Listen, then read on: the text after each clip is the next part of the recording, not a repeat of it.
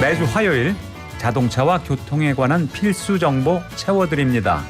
김필수의 교통시대. 대림대학교 미래자동차학과 김필수 교수와 함께합니다. 교수님 어서 오세요. 네, 안녕하세요. 네. 네. 자, 잘 나가는 세계 차들이 일본에만 가면 힘을 못 쓰잖아요. 네. 일본 사람들이 외제차를 참 안 사나 봐요. 굉장히 배타적입니다. 그래서 네. 해외 명차들 많지 않습니까? 예. 그 명차가 잘 나갈 때도 점유율이 한 7% 정도. 그러니까 우리의 반도 안 되고요. 네.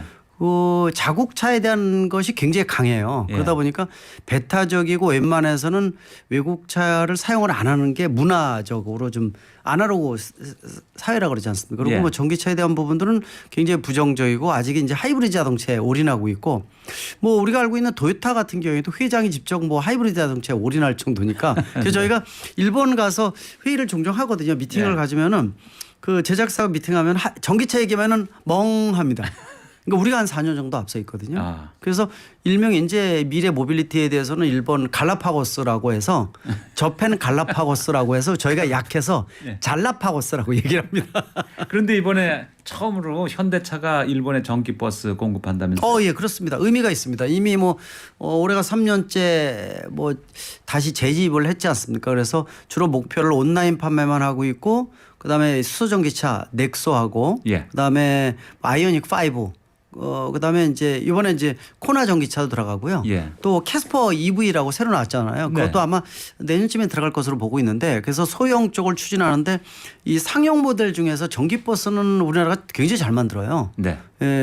품질은 뭐 기본이고 그래서 아마 그 부분이 본격적으로 일본 시장에 들어가는 건 상당히 중요한 의미를 가지고 있습니다. 한국산 전기버스가 품질은 굉장히 좋은데 지금 굴러다니는 전기버스는 상당수가 중국산이죠. 한국. 2대 중에 한 대니까요, 국내에서. 근데 왜 그러냐면은 너무 싸니까 중국산이? 너무 싸요. LFP 배터리가 들어가 있는데 죽겠네, 진짜. 품질도 뛰어납니다. 왜냐면은 품질도 좋고. 굉장히 좋아요. 중국 시장이 워낙 우리보다 공이 2개가 더 들어갑니다. 그러니까 우리가 1000대 하면은 거기는 10만 대를 쓰니까 예. 시장이에요. 전 세계 전기차의 반을 쓰니까요. 예. 그래서 그런 규모의 경제가 되고 일반 그 길거리의 데이터가 워낙 축적이 돼서요. 네. 이 전기버스 같은 거 실내 내장 같은 경우 있죠. 우리 걸 직접 쓰는 경우도 있고 실내 내장재를요. 네. 아예 품질 자체도 굉장히 뛰어나면서 주행거리도 길고 그리고 가격 한 2억 싸니까 그거 쓰는 겁니다. 할 수 없네. 방법이 없어요. 그래서 요새는 야 이거 경쟁이 확보할 수 있는 게 뭐냐 그래가지고 뭐 보조금 몇 억 들어가지 않습니까? 2억이 넘게 들어가거든요. 그래서 아예 수소버스로 좀 돌리고 있는 수소버스는 우리만 만드니까. 장기적으로 보면 뭐. 그렇죠. 방법이 그래서 있죠. 그런 네. 방법도 있는데 고민이 굉장히 많아서 지금 뭐 올해 후반에 이 중국산 전기차 공약 뭐 결정돼서 한 10월쯤에 판매 시작을 하거든요. 이런 모델들이 이제 여러 모델들이 쏟아져 들어오니까 방어를 해야 되는데 고민이 많습니다. 네. 자, 방송 전에 청취자 질문 여러 개 들어와 있거든요. 네. 해결해 드리고 가야 되겠습니다. 3619님 질문입니다. 지난 겨울에 눈길 달릴 일이 많아서 겨울용 타이어로 교체를 해서 그런데 지금까지 바꾸지 않고 사용 중입니다. 그런데 요즘 날씨가 너무 덥잖아요. 계속 겨울용 타이어를 사용해도 될지 아니면 교체를 해야 할지 고민입니다. 당연히 안 좋습니다. 그거 뭐 버티려면 한 4, 5개월 버티시면 다시 겨울 됩니다. 네. 근데 그렇게 하시면 안 돼요, 절대로. 아니, 이건 무슨 말씀이냐면 네. 패딩 두꺼운 거 입고 있다가 네. 여름에 계속 입고 있으면서 겨울까지 계속 가겠다. 뭐 비슷한 거죠. 비슷합니다. 그리고 이 우리가 겨울용 그 타이어는요. 그 무겁기도 하지만은 좀 둔탁해요. 예를 들어 승차감이 많이 떨어집니다. 네. 그럼 마모도 많이 되거든요. 네. 근데 이런 부분들은 마찰력이 강하니까 그렇죠. 그런 것들도 연료 소모도 소모도 크고요. 예. 무겁기 때문에 연비도 나빠집니다. 예. 그러니까 차 상태도 별로 안 좋아지거든요. 예. 그래서 겨울에 한 2, 3개월만 꼭 쓰셔야 되는 거지. 그리고 가격이 일반 타이어보다 비쌉니다. 예. 그래서 또 맥히실 때 그냥 빼놓지 마시고 예. 요새는 산 데에서 보관도 해줘요. 네. 예, 보관제 서늘한 데 바람 잘 통하는 데 있죠. 예. 이런 데 보관하면 수명도 오래 끌고 보통 그래서 스노우 타이어에 대한 부분들은 수명이 한 4년, 5년 쓰는데 사실 비용이 좀 있지 않으면 사서 따로 구입하기 힘든데 이분같이 그냥 아예 겨울용 타이어 끼고 다니 대단하십니다. 네. 그러시면 안 됩니다. 네, 훌륭하십니다. 774 하나님 질문입니다. 얼마 전부터 운전 중에 방향을 바꾸려고 핸들을 돌리면 핸들이 가벼워져 헛도는 느낌이 듭니다. 어떤 이상이 있는 건가요? 굉장히 위험합니다. 나사가 빠졌나? 그런 거 아니고 제가 나사 빠졌다고 말씀드릴 수도 있죠. 왜냐하면 이제 조향 장치 자체가 네. 요새는 이제 일반 모델도 고급화돼서 속도 감응식이 많아졌어요. 이게 뭐냐면은 처음에 이 주차할 때는 손가락 하나라도 돌아가거든요. 예. 굉장히 가벼운 거죠. 근데 차 속도가 나면서 무거워지는 거예요, 핸들이요. 예. 왜? 팍팍 돌아가면 사고 위험하니까. 생기거든요. 네. 그게 속도 감응형 스티어링 시스템인데 뭐 그거 말고도 지금 말씀하신 대로 너무 가볍게 돌아간다는 얘기는 이 얼라이먼트 정렬이 안 돼 있어요. 정렬. 바퀴 정렬. 예, 네 바퀴의 정륜이 안 돼 있으니까 그거를 물론 이제 휠 밸런스는 바퀴마다 보는 거고요. 얼라이먼트 전체 네 바퀴 사륜 정렬은 따로 보셔야 되는데 컴퓨터를 가지고 정비업체에 가시면은요 비용도 그렇게 안 비싸고요. 네. 단골 정비업체에 가시면 요새는 예전에 비해서 많이 저렴해졌으니까 꼭 보셔야 돼요. 그리고 타이어가 한쪽으로도 마모됐다든지 이런 것들 생기게 되면은 네 바퀴가 틀어지는 경우도 있거든요. 예. 그리고 아니면 또 예를 들어서 어디 가다가 뭐 보드 턱 같은데 툭 쳐가지고 충돌이 일어난다든지 그런 얼라이먼트가 위에 망가지죠. 틀어집니다. 예. 틀어지니까 그런 게 생기게 되면 핸들이 굉장히 가벼워질 수도 있어요. 예. 그래서 그거를 한번 꼭 확인해 보셔서 가벼우면 큰일 납니다. 왜냐하면 보통 우리가 운전할 때 직진해서 갈 때 손을 잠깐 놔도 직진성이 있어서 가는데요. 예. 가벼워져서 문제가 되면 핸들 휙 돌아갑니다. 문제가 생길 수 있어요. 그래서 핸들 꼭 잡고 계시는 분 있거나 또는 평지에서 똑바로 놨을 때 한 시속 1, 20km 저속으로 가는데 차가 바퀴 한쪽으로 휘어지는 거 있죠. 네. 그것도 편마만 생겼거나 얼라이먼트가 안 맞습니다. 네. 그것도 위험한 거니까 지금 이 경우에는 가볍다 그러면 굉장히 위험하니까 꼭 선을 보셔야 됩니다. 정비소 가보셔야 맞습니다. 되겠습니다. 8328님. 자동차 냉각수로 수돗물을 사용해도 되나요? 저는 안 되는 걸로 알고 있는데 남동생이 급할 때는 한두 번은 괜찮다면서 본인이 경험자라고 해서 깜짝 놀랐습니다. 우리 동생이 위험한 행동을 한 거죠? 쓰셔야죠. 쓰셔도 괜찮습니다. 전혀 위험한 행동 아니 수돗물 no 예. problem. 수돗물 괜찮습니다. 쓰셔야 돼. 뭐냐면은요. 아리수 좋습니다. 예. 아리수 좋죠. 먹어도 되지 않습니까? 네. 일반 그 냉각수는요. 부동액 반, 물 반을 섞습니다.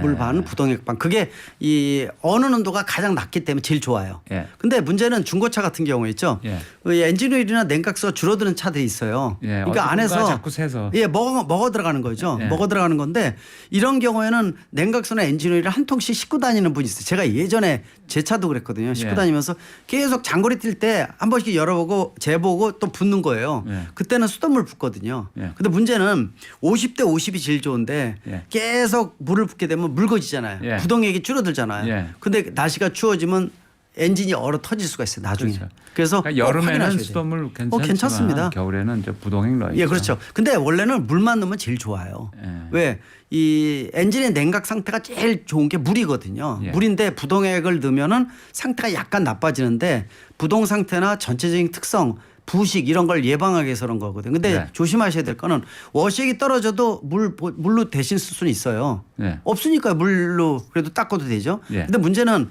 지하수 같은 거 쓰시면 안 돼요. 엔진도 냉각수에 지하수 같은 거 넣으시면 안 돼요. 왜냐하면 철분이나 예. 이런 것들이 부식을 일으키기 때문에 그렇군요. 예, 수돗물은 그런 부분들이 가장 강하거든요. 예. 그러니까 쓰시려면 수돗물을 쓰시고요. 예. 지하수는 뭐 잡실 수 있으면 먹는 데 쓰시면 될 것 같습니다. 바닷물, 바닷물 안 됩니다. 그거 큰일 납니다. 바닷속에 들어가도 안 되고요. 소변. 안 됩니다. 영화에서 본 말이죠. 사막에서 어쩔 수 없이 소변으로 냉각수 쓰는 경우가 있던데 현실성이 있나요? 라고 우리 정 PD가 물어봤어요. 가긴 가겠죠. 네? 저 가요. 일단은 가죠. 일단은 갑니다. 근데 이제 어떤 문제가 생기는 거에 대해서는 빨리 문제가 생길 수도 있겠죠. 이게 염분이 높잖아요. 그렇죠. 여분이 소변이. 높으면요 예. 통로 자체가 막히기도 하고 일종의 그 우리가 동맥경화 비슷하겠죠. 예. 그리고 순환 자체도 문제고 네. 이 냉각 이 예를 들어서 성능 자체도 문제이기 때문에 전체적으로 문제를 일으킨다고 보시면 될 것 같아요. 아니면 설탕물 넣는다든지 뭐 이런 거 있지 않습니까? 분명히 문제는 생겨요. 근데 가긴 갑니다. 네. 예. 아이스 아메리카노 이런 거 넣지 마세요. 그런 사람이 먹는 겁니다. 네. 자, 자동차와 교통에 관한 모든 궁금증 받고 있습니다. TBS 앱 또는 50원 유료 문자 샵 0951로 보내주시면 김필수 교수님이 명쾌하게 해결해 드립니다. 자, 교수님. 네. 자, 엘리베이터 사고 요새 심심찮게 있어요. 맞아요. 맞습니다. 엘리베이터도 이동 수단이잖아요. 그렇죠. 수직 이동, 수직 모빌리티입니다. 예. 근데 이 평상시 엘리베이터 사고가 종종 있는데 폭우가 쏟아질 때 엘리베이터 침수 사고도 있죠. 침사고 있습니다. 많이는 없는데요. 네. 요새 기후 변화가 심해서 요새 이게 장마가 무슨 장마가 이 모양이야 이런 말씀 마시냐 하시고 왜 이렇게 이 기상청에서 통보하는 게 맞지가 않지 맞추기 힘듭니다. 슈퍼컴퓨터를 하더라도요. 네. 기후 변화가 요새는 시간당 30mm 이상이 되면 폭우라 그러지 않습니까? 네. 앞이 잘 안 보이거든요. 근데 시간당 4, 50mm도 많아요. 뭐 외국 100mm도 있거든요. 네. 그래서 이런 상태에서는 운전을 못 해요. 근데 이렇게 물이 불어나면은요. 특히 우리나라가 도심지의 70%가 집단 거주지 특성이 전 세계 제일 높아요. 아파트, 연립주택, 예. 빌라 예. 다 몇 층이잖아요. 예. 엘리베이터가 4층, 5층 넘어가면 무조건 엘리베이터는 놓지 않습니까? 네. 그래서 엘리베이터가 물에 잠길 정도 되면 일단 엘리베이터가 고층이라 저층에 움직이는 층이 저층에 있을 경우에 물이 올라오는 거거든요. 예. 근데 이게 조심해야 돼요. 전원이 나가고 속에 갇혀 있는 상태에서 물이 불어나는 속도 빠르다라고 해서 문제가 생기는 경우인데 아마 또 그러실 거예요. 왜 자동차는 제가 엘리베이터를 얘기를 하지? 라고 생각하시는 분이 있을 텐데 제가 예전에 엘리베이터를 굉장히 많이 관련했어요. 또 엘리베이터 협회 또 회장이 네, 그 관련 쪽 회장은 아니어도 지금 협회. 이제 엘리베이터 관련 승강기 예. 자격증 있죠. 예. 기사나 이 기사 자격증 같은 거 할 때 예. 처음에 대한민국이 생길 때 제가 관련을 했어요. 그래서 교육도 제가 했었어요. 엘리베이터 교육을. 네. 그러다 보니까 이제 엘리베이터 시스템에 대한 부분들을 이제 웬만해서 그래서 제가 수직형 모빌리티다라고 말씀드리는데 예. 요새는 기술이 워낙 좋지 않습니까? 그것도 교통수단이죠. 그럼요. 그래서 이게 없으면 한 요새 뭐. 발명된 지가 한 160, 70년?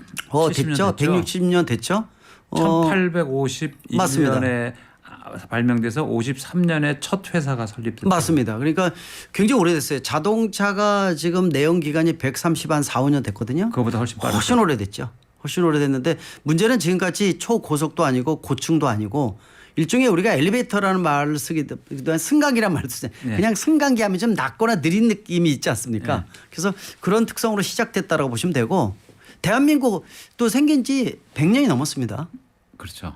네, 100년이 넘었어요. 그래서 이 우리나라 같은 경우에는 언제 생겼냐면 1910년에 예. 지금 조선호텔 있죠. 예. 거기 사람용이 아니라 음식층 있죠. 음식 나르는 예. 이 용도로 쓰고 1914년에 처음 사람이 승객용 엘리베이터 생겼는데 그게 어디냐면 조선호텔 지금 웨스틴 조선호텔. 예. 요번에 그 서울시청 앞에 사고 난 예. 그 급발진이라고 주장하는 네네. 운전자 있죠. 그분이 조선호텔에서 나와서 직진. 예. 그게 바로 지금 조선호텔 거기서 생겼습니다. 그게 100년이 넘습니다 지금. 예. 네. 그렇게 보시면 되고 오래됐죠. 세계 최초의 그 안전장치가 부착된 이 엘리베이터를 발명하신 분이 자기 이름으로 회사도 만들었죠. 엘리샤 그렇죠. 오티스라는 분이 오티스 엘리베이터. 그렇죠. 아직도 잘 나가는 그렇죠. 많이 엘리베이터 들어보신 분이 회사죠. 있으실 거예요. 네, 국내에도 수입돼 있고 말이죠. 맞습니다. 그래서 국내 뭐 엘리베이터 기술 자체는 초고속도로가 워낙 잘 만드는 국가고요. 네. 뭐 아시겠지만은 엘리베이터가 이 연간 판매되는 있죠. 장착되는 대수가 전 세계 3위입니다. 네. 대한민국이 연간 4만 대를 설치를 해요. 그리고 지금 한 누적 대수가 87만 대 세계 워낙- 7위입니다. 네. 그것도 10위 안에 무조건 들어가야 돼요. 대한민국은. 아파트 워낙 많으니까. 워낙 많아서요. 지금도 계속 짓고 있기 때문에 일단 뭐 고층에는 초고층 엘리베이터가 탑재되는 게 기본이어서 네. 요새는 또 엘리베이터 아파트 보면은 막 30층짜리 이런 경우 있죠. 예. 거기 진짜 높더라고요. 좀 겁나요, 너무. 왜 이게 제가 어릴 때 그런 얘기 많이 들었거든요. 건강한 것은 땅, 흙을 만져야 돼. 그래요. 땅을 멀어지게 되면 건강을 잃는다 그래요. 지기에 가까운 게 뭐 3, 4층까지 뭐 그러면서 예, 그런 얘기 밑에 있어요. 근데 살아라. 예전 우리가 땅에서 놀고 건강했지 않습니까? 근데 요새는 다 아스팔트, 콘크리트 깔려가지고 땅을 못 보고 있으니까 아이들 기르면서도 좀 안타까운 부분이 있는데 뭐 일단 고층으로 올라가는 기술에 대한 아파트 기술, 뭐 엘리베이터 기술 세계에서 둘째 가면 서로 할 정도로 잘 네. 만듭니다. 승강기 사고 말이죠. 네. 엘리베이터 사고가 조금씩 줄어드는 추세다. 그랬는데 사고가 월별로 보면 여름 장마철에 많이 발생한다 이렇게 돼 있네요. 많이 발생을 합니다. 여름 아까 뭐 말씀하신 폭우로 인해서 침수되는 경우는 많지는 않고요. 네. 보통 엘리베이터가 중간에 멈추는 사고 있죠. 네. 중간에 멈추는 그게 제일 많죠. 제일 많죠. 멈추는 것이 전력에 대한 차단 때문에 그래요. 냉방을 많이들 쓰셔가지고. 그것도 이유입니다. 네. 예, 여름에 이제 2시부터 4시 사이에 네. 냉방이 되면은 이 전력 예비율이 5% 뭐 미만 되면 비상이 걸리지 않습니까? 그래서 네. 그런 부분들도 매년 이제 이 폭염이 오면서 지금 아직 폭염이 오지 않았는데 네. 남쪽만 오고 있고 중부권은 아직 이제 장마 비가 많이 오지 않습니까? 그래서 온도가 좀 적어지면 곧아마 폭염이 오게 되면은 이 날씨가 또 뜨거우면은요 이렇게 전기전자 정밀 기계들이 많이 멈춰요. 네. 그 전기도 부족한 부분들도 있고 뭐 그런 요소들이 이제 겹치는 게 여름철이다라는 측면에서는 제일 많이 발생한다고 볼 수가 있죠. 네. 7월 10일에요. 네. 논산의 한 오피스텔 엘리베이터가 침수돼서 안에 있던 50대 남성이 사망하는 네, 사건이 있었고요. 맞습니다. 어제도 의정부시에서 엘리베이터가 침수돼서 4명이 갇혔다가 구조됐는데 엘리베이터 침수 이게 어쩌다가 이런 일이 나는 거죠? 그게 이제 그렇게 많은 사고는 아닌데 말씀드린 대로 비가 오는 이 시간당 뭐 4, 50mm 이상이 되게 되면은요. 네. 물이 빠지는 속도보다 쌓이는 속도가 많거든요. 그렇게 네. 되면은 낮은 지대에 있는 빌라나 연립 또는 이제 아파트라 하더라도 엘리베이터가 있는 건물 같은 경우에는 빨리 침수돼서 층이 빨리 올라오는 거예요. 근데 네.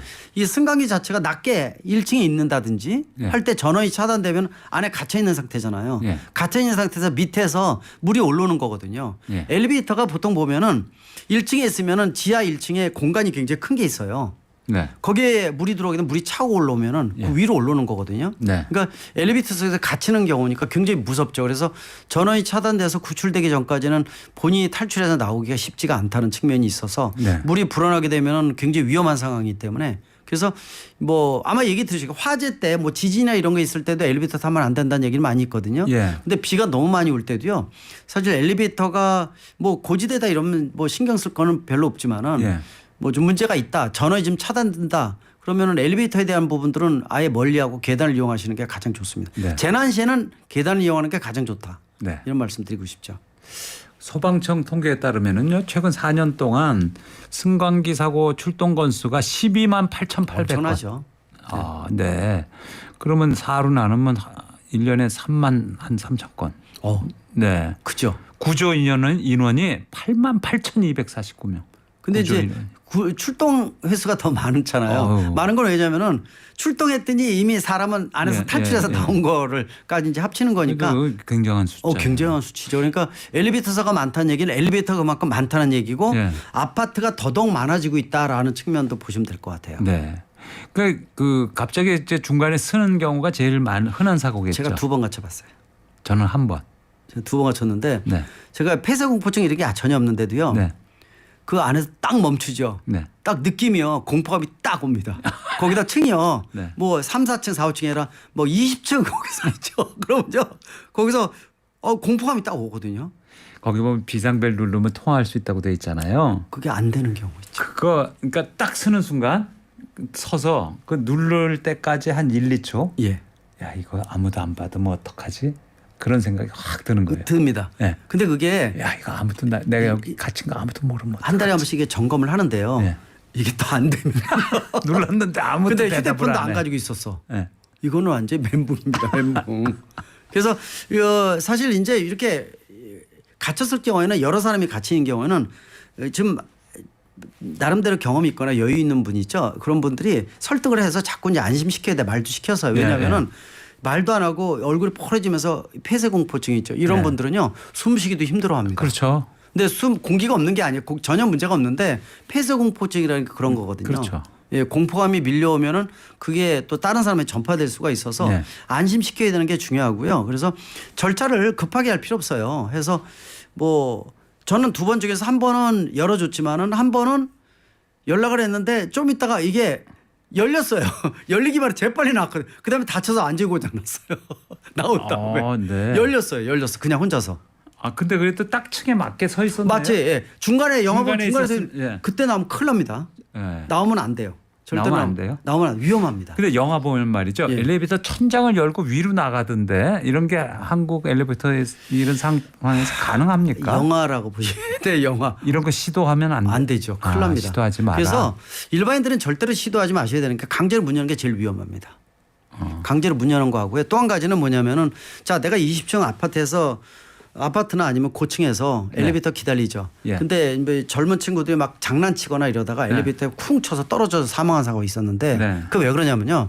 자 엘리베이터가 내 층에 안 와 있죠. 예. 그러면 오직 뭐냐 문 하나만 있는 거예요. 그렇죠. 그 문이 굉장히 취약하고요. 예. 예전에 지금은 많이 강화됐는데 초기에는 문 밑에 있는 힌지가 약해서요. 아 예. 세게 밀면 이게 뚜껑이 열려버립니다. 예. 문이 열려요. 밑에로 터져버려. 그러면 그걸로 떨어져요. 예. 그럼 몇십 등 그냥 떨어지는 거예요. 그렇죠. 그래서 절대로 엘리베이터는요 기대도 안 되고요 문을 네. 또 손을 밀거나 이러셔도 안 되고 네. 혹시 문제가 생겼을 때는 비상 스위치 눌러서 네. 군안 구조 요청을 하고요. 네. 또 휴대폰 보통 다 있지 않습니까? 네. 안 되면 연락을 해서 어디 아파트 어디라 그러는데 엘리베이터가 여러 개 많은 데가 있잖아요. 그러면은 엘리베이터마다 번호가 써 있어요. 고유 번호가. 네. 그 고유 번호를 얘기를 해주면 돼요. 네. 엘리베이터 고유 번호 그러면 어떤 엘리베이터가 몇 층에 어디에 서 있다 그러면은 119 요원들이 정확하게 그 위치에서 빨리 구출을 할 수가 있거든요. 네. 그래서 그 위치를 찾는 것도 시간이 걸리기 때문에 네. 그래서 급하게 생각하지 마시고 절대로 행위를 하시면 안 돼요. 다른 행위 하시면 안 돼요.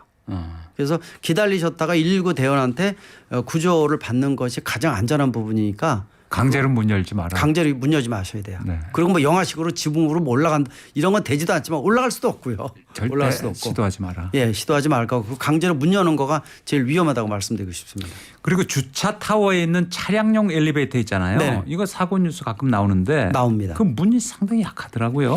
그래서 급발진 차량 같은 거 발생하면 뭐 속수무책이고 말이죠. 답이 없죠. 네. 조심해야 될 게 기계식 주차가 네.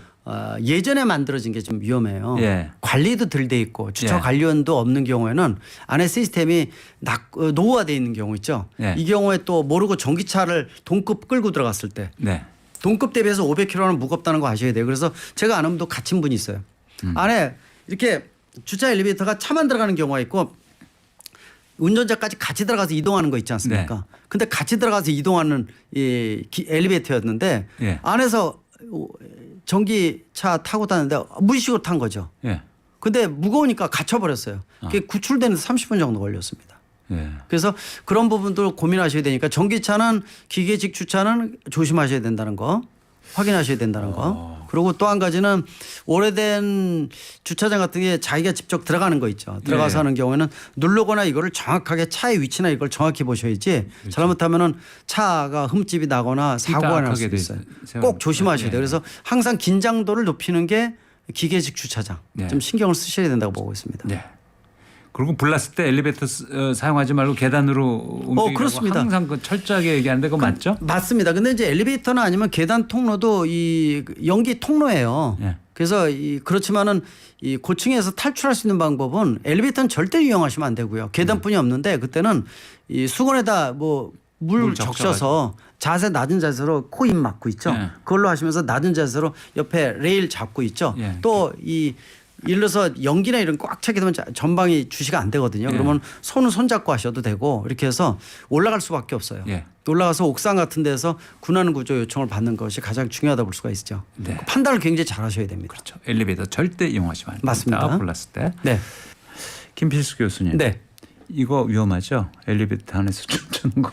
그거는 뭐 이 관성에 대한 것들이 있죠. 네. 뭐 예를 들어서 12인승 그러면 10명이 타잖아요. 예. 근데 5명이 탄다 하더라도 같이 흔들 때 똑같이 움직이는 거 있죠. 예. 그러면 굉장히 위험합니다. 예. 그래서 뛰면 절대로 안 되고 두세 명에서 뭐 쿵쾅거리고 젊은 막, 친구들이 예. 장난으로 이렇게 하는 거죠. 굉장히 위험한 상황이거든요. 예. 예전에 그거 기억나시죠? 서울에서 그 예전에 건물 한 20층짜리가 전체가 흔들거려서 지진 난 줄 알고 다 내려왔는데 나중에 봤더니 고층에 있는 스포츠 댄스 있죠. 예. 여기서 음악 틀어놓고 한 20-30명이 똑같이 춤춰가지고 예. 그 몸무게 관성으로 해서 건물이 진동이 됐던 거예요. 예. 그래서 이게 고유 진동수하고 이게 겹쳐서 예. 이게 이제 증폭이 됐다 이렇게 좀 보고 있는데 엘리베이터 같은 경우에는 절대로 몇 명이 탔을 때 같이 움직이거나 뛴다든지 하게 되면 절대로 안 된다고 말씀드리고 싶습니다. 네. 제가 위례성대로 오륜 사거리 사고 말씀드렸죠. 올림픽 공원 사거리에서 오륜 사거리 쪽으로 조금 못 간 지점에 있었던 차량 화재 처리 작업이 완료가 됐습니다. 하지만 그 여파로 정체가 있고요. 참고하시고요. 내부 순환로는 성산 방면으로 종암분기점에서 기름 램프 쪽으로 2차로에 추돌 사고가 나 있습니다. 네, 그것 때문에 정체입니다. 네. 김 교수님. 네. 그 엘리베이터 안에 또 예절이라는 게 있잖아요. 맞습니다. 그러니까 저희들 이제 엘리베이터 보면 아직 좀 미흡하다, 눈살 찌푸리게 되는 일들 그런 것도 아직 몇 좀 가지가 있는 거 있습니다. 있는 것 같아요. 아직도 이제 빨리빨리 문화가 이제 자동차 운전도 그렇지만은 여기서도 좀 신경을 좀 한 템포 느린 방법이 좀 필요한 건데 아직도 닫기 계속 몇 번 두들기는 분이 있고요. 네. 예, 좀 급하죠. 근데 이제 1, 2초, 2, 3초만 기다리면 자동으로 닫히거든요. 한번 누르는 것 자체가 2, 3번 정도 전기 에너지가 소모되는 거 아실 겁니다. 네. 그리고 스위치 자체의 수명에도 영향을 줍니다. 지금 기다려주는 것도 좀 필요하고 타고 내릴 때에 대한 에티켓에 대한 거, 또 바깥에 줄 서는 거, 특히 폐쇄 공간이기 때문에 전화하시면 안 돼요. 예. 그리고 대화를 나누더라도 되도록이면은 지향을 해서 내린 다음에 얘기하는 게 좋거든요. 예. 왜냐하면 폐쇄 공간이고 여러 명이 있기 때문에 큰 소리로 막 엘리베이터 안에서 뭐 얘기하시는 분들이 있어요. 있습니다. 네. 아직도 전화 큰 소리. 전화 막 하시고. 예, 그래서 아니 얘기라는 것 자체가 하나의 폐쇄 공간이고 폐쇄된 공기이기 때문에 뭐 감기나 한 분이라도 있게 되면 문제가 되니까 되도록 얘기 안 하시는 게 에티켓이고 그래서 그동안에 올라갈 때 한 2, 30도가 좀 맹숭맹숭 좀 생뚱맞다라고 하시는 분들이 있거든요. 근데 그래서 중국 같은데요. 저런 게 생겼어요. 엘리베이터 문에다가 딱 문이 닫히면요. 프로젝터가 딱 비춰서 광고가 나옵니다. 소리 없는 거 있죠. 영상으로만. 요새 물론 이제 이 프로젝터가 있어서 좀 보이지 않습니까? 네. 근데 이제 그런 것들도 좀 있는데 일단 에티켓 자체가 얘기 안 하신. 그리고 조심해야 되는 게 탈 때 요새 애완동물이 워낙 많잖아요. 아, 애완동물. 그 진짜 왜냐면은 애완동물 키우시는 지금 뭐 2천만 마리가 넘었다 이렇게 네. 얘기를 하고 있는데 문제는 이거를 그 애완견을 키우지 않는 에티켓이 더 중요하거든요. 네. 왜냐면은 공포감을 갖거나 털 알리거나 이런 분들은요 근처도 안 가려고 그래요. 네. 근데 아직도 목줄 자체를 길게 하고 그냥 다닌다든지 예, 대형견인데 입막에 안 우리 애는 하고. 안 물어요. 뭐 그러는데 네, 그렇죠. 진짜 그 공포심을 견디지 못하는 분들이 있거든요. 굉장히 많습니다 주변에. 예. 그래서 그건 에티켓이고요. 아주 작은 개한테도 예. 가까이 못 가는 분들 많아요. 우리가 이제 너무 급정하다 보니까 이것에 대한 에티켓이 굉장히 약해요. 네. 그래서 뭐 공원 같은 데 한번 가보시게 되면은 좀 황당한 상황도 굉장히 많고요. 네. 또 길가에서 줄이 길게 되다 보니까 차로 달려들여서 그 소송 중인 이런 사건들도 많이 있는데 중요한 게 엘리베이터 지금 말씀드릴 때 네. 안고 타셔야 돼요. 네. 그리고 같이 있으면은 상대방에서 혹시 이런 알리리나 이런 게 있다 그러면 기다렸다가 그 다음에 혼자서 타시는 것도 하나의 방법이고요. 네. 그래서 그리고 이 목줄 있죠. 네. 목줄이 길어서 사고 나는 경우 많습니다. 탔는데 애가 뛰어나가서 예. 놓쳐서 줄이 딸려 올라가는 거예요. 예. 그래서 그렇게 해서 애완견이 죽은 경우도 있습니다. 예. 그래서 꼭 애완견을 엘리베이터 탈 때는 안거나 예. 아니면 목줄을 짧게 해서 바로 당겨서 있죠. 예. 같이 주인하고 움직여줘야 됩니다. 예. 그것도 에티켓이라는 거 꼭 알아두시면 좋을 것 같아요. 네. 전화 걸고 있다가 엘리베이터 딱 오면 나 지금 엘리베이터 타야 되니까 다시 전화할게. 그리고 좋습니다. 끊는 에티켓. 그거 네. 좋죠. 네. 자, 엘리베이터 사고와 또 에티켓 관련해서 자세히 알아봤는데요. 9543님이 이런 질문을 네. 해주셨어요. 2019년식 오토 차량인데요. 작년부터 4시간에서 5시간 정도 주차 후 출발할 때 수동 차량으로 정상 기어 단수보다 높은 단수로 출발할 때처럼 울컥거리는 증상이 있는데요. 무엇 때문에 그런 걸까요? 수동 한 3단 놓고 출발하려고 그러면 울컥울컥 하잖아요. 그렇죠. 그런 것 같은 증상이 나타난다. 오토인데. 아마 이 부분들은 차가 이제 보통 5, 6년, 6년 정도 되면은 변속기가 이 엔진보다 더 복잡한 장치예요. 특히 이제 5단, 6단 보통 요새는 이제 기본적으로 장착되는 게 6단짜리가 많이 있거든요. 근데 네. 6단 정도 되면은 구조가 굉장히 복잡합니다. 그러니까 이제 기어 물리는 것 자체가 낮은 기어부터 차례대로 물려야 되는데 높게 걸리는 경우가 있어요. 오래되게 되면은 그러니까 이게 센싱이 제대로 안 되는 거죠. 예. 그래서 그런 경우에는 역시 이제 이 변속기 정비 전문 업체 이제 아까 질문 자체가 우리가 옛날 수동 변속기 출발할 때 2단, 3단 걸 꿀럭꿀럭거리는 거 있죠. 네, 1단으로 출발해야 되는데 그렇죠. 2, 3단 놓고 하려고 그러면 맞습니다. 그러니까 처음부터 그게 걸리는 경우나 또는 예를 들어서 후진했다가 전진 뒤로 했는데 이것도 잘못 걸리는 경우도 있고요. 네. 사고가 국내에서 지금 질문 말고요. 제가 자동 변속기 질문이 있어서 딱 그 생각이 딱 퍼뜩 나는데요. 이 국내에서 몇 건이 동시에 생겨서 다 사망 사고입니다. 근데 어떤 실수가 있냐면 제가 칼럼도 써서 하나 뿌린 게 있는데 네. 자동 변속기가 거의 100%잖아요. 근데 사람이 우리가 급하게 되면은 머릿속에 딴 생각을 하고 네. 차를 정차시켰다고 내리는데 뒤에다 놓고 내리는 거예요. 그렇죠. 그 사고 아마 들으시는 청취자 파킹에다 애청자분들 놓지 않고 뒤 드라이브에다 아마 놓고. 나도 이런 적 있어. 예, 그게요. 사망 사고로 이어집니다. 네. 굉장히 몇 건이 이미 생겼는데 네. 예를 들어서 주차장이라든지 예를 들어서 티켓 같은 거 뽑을 때 있죠. 예. 주차 티켓 뽑을 때 뒤에다 놓고 몸 나갈 때 피해다 놓고 뽑으셔야 돼요. 네. 뒤에다 놓고 했다가 차가 밀려 들어가서 벽에 끼어서 사망 사고도 발생한 경우도 있고요. 예. 그래서 상당히 조심해야 되는 게 뒤에다 놓고 내리는 그래 모르고 잠깐 내린다. 잠깐이 아닙니다. 차는 앞으로 가고 예. 사람 몸이 반을 빠져나와 있으면은 끼어서 사망하는 경우도 굉장히 많거든요. 예. 그거 굉장히 조심하라고 말씀드리고 싶어요. 네. 그 많은 실수다라고 분명히 말씀드리고 싶습니다. 이어서 서울시청역 차량 돌진 참사 관련해서 좀 여쭤보겠습니다. 네. 국과수에서는 운전자 과실에 지금 무게를 두고 있잖아요. 맞습니다. 그런데 그 운전자는 나흘 전인가요? 그 3차 조사에서도 여전히 그 급발진을 주장한 것으로 나왔더라고요. 그 운전자가 주장하는 근거가 어디 있을까요? 본인의 주장 외에는 없는 거예요.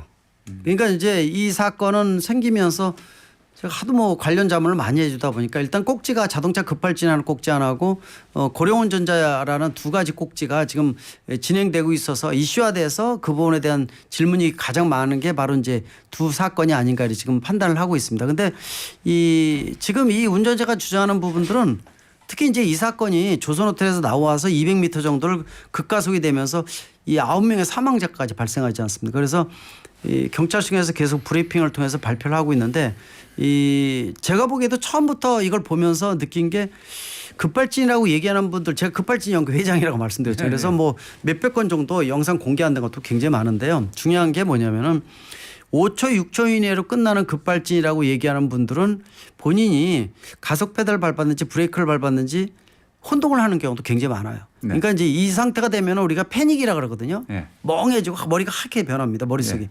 그래서 나온 다음에 급발진이에요 이렇게 얘기하는 분들도 10명 중에 9분이에요. 실제로.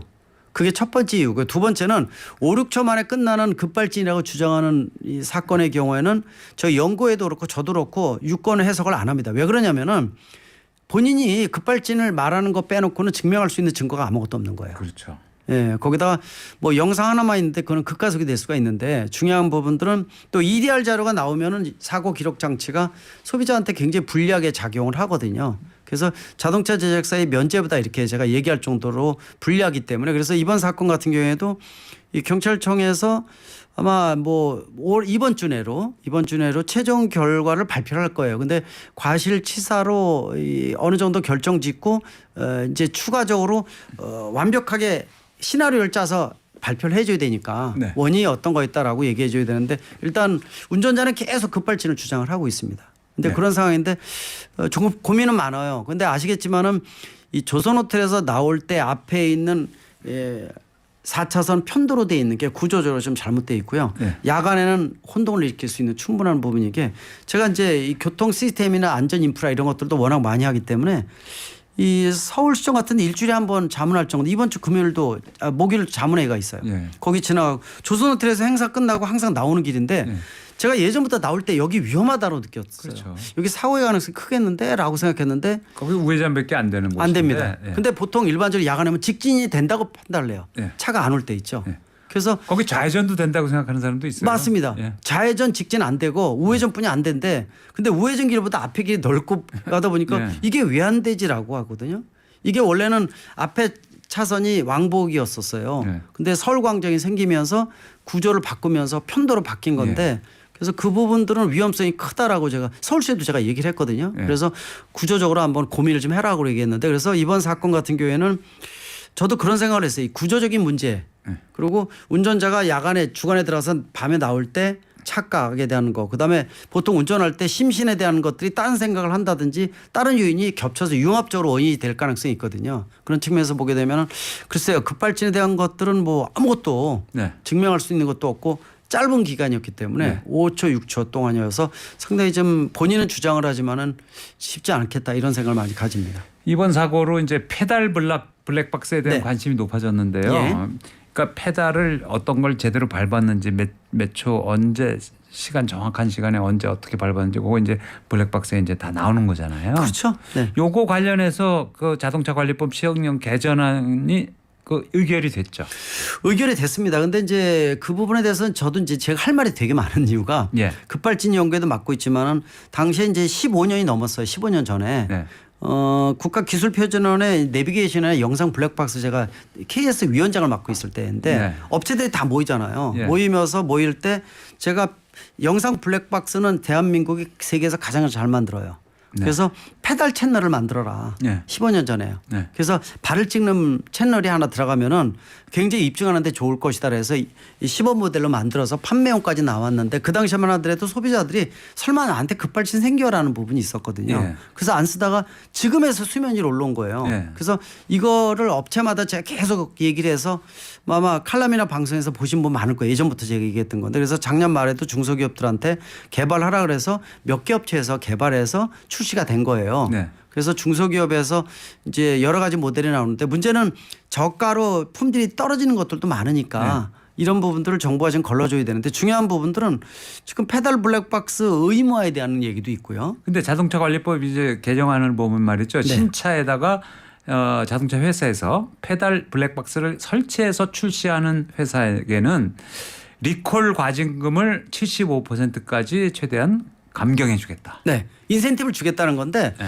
뭐 의미는 있습니다. 의미는 있는데 중요한 부분들은 제작사들은 이거 안 하려고 그러거든요. 네. 비용도 그렇지만은 속살을 보여주는 부분들. 이게 근데 나쁜 게 아니라 제가 페달 블랙박스를 말씀드린 이유가 지금 현재 우리나라의 이제 공정거래위원회에서는 제조물 책임법에 운전자가 자동차의 결함을 밝혀야 되는 구조로 돼 있어서 거기다가 EDR 자료 사고 기록 장치가 불리하게 작용하다 보니까 40여 년 동안에 100% 폐쇄한 이유라고 보고 있거든요. 네. 그래서 페달 채널, 페달 블랙박스를 장착을 하게 되면은 나의 실수인지 결백인지 또 자동차의 결함인지 이걸 다 알 수가 있습니다. 예. 그런 측면에서 이거는 본인도 운전자도 좋고 자동차 제작사도 명백하게 밝히니까 좋고 보험사들은 원인을 정확히 밝히면 보험료가 덜 들어가거든요. 네. 일석십조의 효과가 있는 거예요. 네. 그래서 정부가 이거를 추진하는 이유는 제작사가 좀 했으면 좋겠다라는 부분들인데 제가 보기엔 그런 것들이 있어요. 중소기업이 지금 이미 여러 개 개발해서 엄청나게 비용 들어서 개발해서 나와 있으니까 네. 정부가 해야 될 일은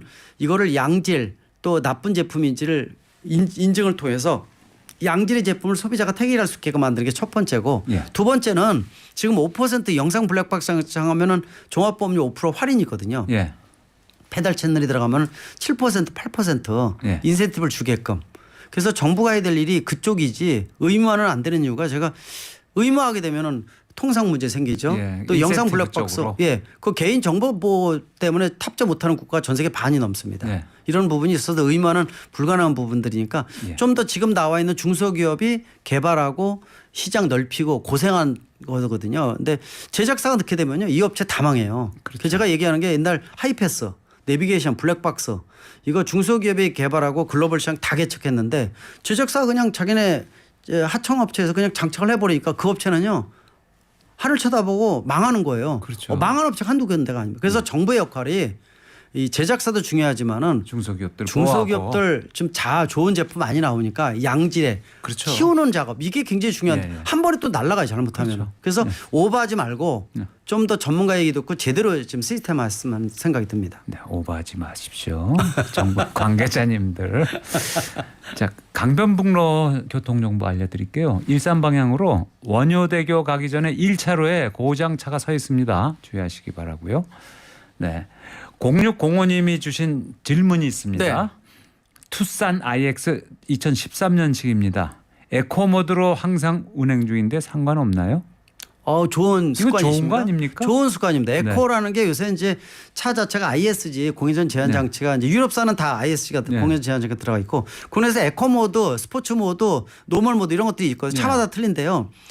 에코 모드는 차를요 가속 페달 내가 급가속을 밟더라도 조금 차가 천천히. 시스템을 제어를 해서 연료 낭비가 안 하게 해주는 예. 거예요. 에어컨도 그렇고 모든 몇 가지 시스템을 운전자가 강하게 놓더라도 연료를 절약할 수 있는 모드다. 그래서 내가 불편함이 없이 에코 모드 좋아 그러면 그걸로 편하게 운전하십시오. 네. 그러면 차 상태도 좋고 연료도 절약되고 그렇죠. 차가 무리가 안 되니까 그만큼 연료 절약되는 만큼 배출가스 들 나오니까 아주 좋은 습관입니다. 바람직한 방법이죠. 맞습니다. 예. 3969님 질문입니다. 안녕하세요. 저는 2018년 2.5톤 마이티입니다. 고속도로에서 5단 90km에서 핸들이 떠는 현상이 일어나는데 어떤 것을 확인해야 될까요? 이거는 이제 5단계로 시속 90km에서 떤다. 이게 이제 차에 따라서 틀려요. 네. 무슨 얘기냐면은 어떤 거는 낮은 속도에서 떨리고 어느 속도 이상 되면은 정상인 경우도 있고 그렇죠. 또 정상이다가 어느 속도 이상이 되면은 떠는 경우도 있거든요. 네. 이 부분들은 사실 변속기 시스템보다도 아까 얼라이먼트 이런 거 말씀드렸잖아요. 차의 상태에 따라서 좀 틀릴 수가 있어요. 그렇겠네요. 네, 그래서 이 부분들은 좀 들여다 봐야 되는데 그 바퀴 얼라이먼트가 잘못된 맞습니다. 거를 뭐 다른 데서 찾으려 그러면 안 되겠죠. 맞습니다. 이런 데 찾아야지 변속기 자체라고 볼 수는 없고요. 네. 차 떨리는 현상 자체는 변속기는 정상적으로 동작이 돼서 1차적으로 바퀴를 봐야 되겠네요. 바퀴 쪽하고 1차적으로. 상역제 2.5톤 마이티이기 때문에 그런 고민이 좀 있겠네요. 그죠? 예. 차 아니면 또 이 적재함을 적재를 했을 때 공차 상태인지도 봐야 될 것 같고요. 예. 또 바퀴나 이런 것들이 좀 상태를 좀 보셔야 될 것 같은데요. 예. 그 부분들을 같이 보셔야 될 것 같아요. 1009님 질문입니다. 안녕하세요. 항상 잘 듣고 있습니다. 제가 캠핑을 좋아하는데 짐을 가득 실은 채 높은 과속 방지턱을 속력을 줄이지 못하고 시속 60km 속도로 지나친 뒤에 핸들이 덜덜덜덜 떨리는데 어디가 문제일까요? 충격받은 거죠. 2016년식 올 뉴 카니발입니다. 충격받은 겁니다. 과속 방지턱이 그래서 속도를 줄여서 사고를 방지해주는 기능도 있지만 전 세계에서 과속 방지턱이 제일 많은 국가가 대한민국입니다. 그리고 엉터리로 막 들쭉날쭉해요. 그게 문제인 거예요. 그러니까 이제 이 국도나 이런 데 이 가로등이 없는 데 있죠. 껌껌한 데에서 거기다 폭이나 높이가 틀리고 경찰에서 하는 거예요? 지자체에서 하는 거예요? 지자체에서 그냥 그리고 마을에서 그냥 하는 경우도 네. 있어요. 그냥 설치를 하는데 문제는 높이나 폭이 이면도로하고 일반 간선도로하고 있죠. 예. 기준이 틀립니다. 예. 그게 폭하고 높이가 틀려요. 속도에 따라서. 그렇죠. 거기에 맞춰서 해 주셔야 되고 예. 도색을 꼭 잘 해 놓으셔야 돼요. 노란색으로. 그걸 안 해놓게 되면은요.